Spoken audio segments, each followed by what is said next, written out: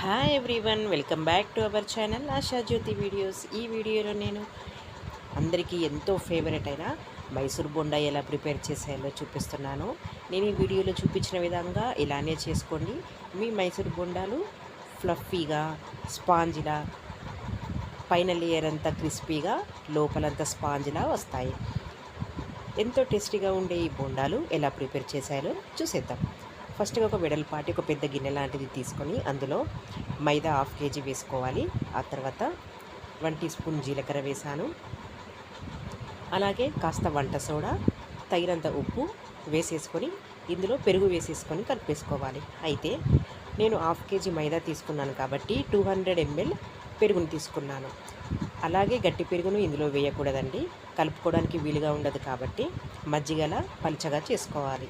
అందులో తగినన్న వాటర్ వేసుకొని ఆ పెరుగుని పలుచటి మజ్జిగలా చేసుకొని ఆ మజ్జిగని ఈ మైదా పిండిలో కొంచెం కొంచెంగా వేసుకుంటూ తడుపుకోవాలన్నమాట.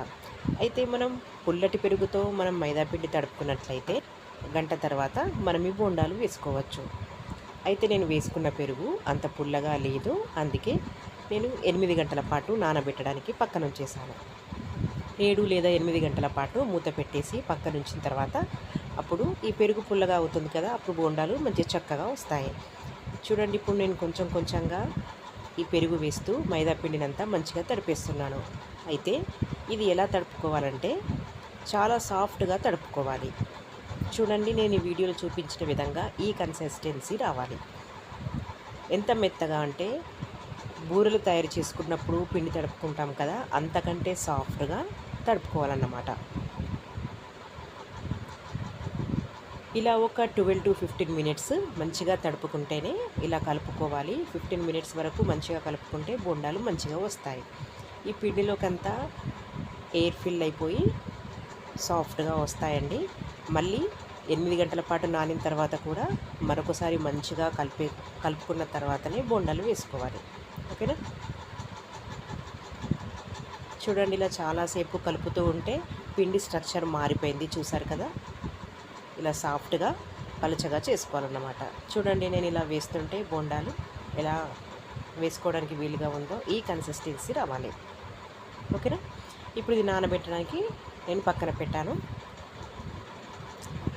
నానిపోయిన తర్వాత నేను ఈవినింగ్ చేస్తున్నానండి. ఈవినింగ్ ఈ రెసిపీ చేయడానికి నేను మార్నింగే మైదా పిండి తడిపి పెట్టుకున్నాను అన్నమాట. ఈవినింగ్ ప్రిపేర్ చేస్తున్నాను. ఇలా ఎన్ని కావాలంటే అన్నీ ఒక్కొక్కటిగా డీప్ ఫ్రైకి ఆయిల్ పెట్టేసి ఒక్కొక్కటిగా వేస్తూ మంచిగా గోల్డెన్ బ్రౌన్ కలర్ వచ్చిన తర్వాత ఈ బొండాలు ఆయిల్లో నుంచి తీసేయడమే. అంతే, పైన లేయర్ మొత్తం మంచిగా క్రిస్పీగా వస్తాయి, లోపల స్పాంజ్గా చాలా టేస్టీగా ఉంటాయండి. చూడండి, చూస్తుంటేనే నోరూరిపోతుంది కదా, చాలా పర్ఫెక్ట్గా వచ్చాయి. అయితే ఈ మైసూర్ బోండాలకి పల్లి చట్నీ ప్రిపేర్ చేశాను. పల్లి చట్నీతో తింటే టేస్ట్ అదిరిపోతుంది. ఎంతో రుచికరమైన ఈ బోండాలు మీకు కూడా పర్ఫెక్ట్గా రావాలంటే నేను చెప్పిన విధంగా ఈ వీడియోలో చూపించిన విధంగా ఇలాగే ప్రిపేర్ చేసుకోండి, ఎంతో పర్ఫెక్ట్గా వస్తాయి. ఈ వీడియో కనుక మీకు యూస్ఫుల్ అనిపిస్తే ఈ ఛానల్ని సపోర్ట్ చేయండి, సబ్స్క్రైబ్ చేయండి, లైక్, షేర్ చేయండి. సబ్స్క్రైబ్ చేస్తేనే నా ఛానల్లో పెట్టిన వీడియోస్ అన్నీ మీరు చూడవచ్చు.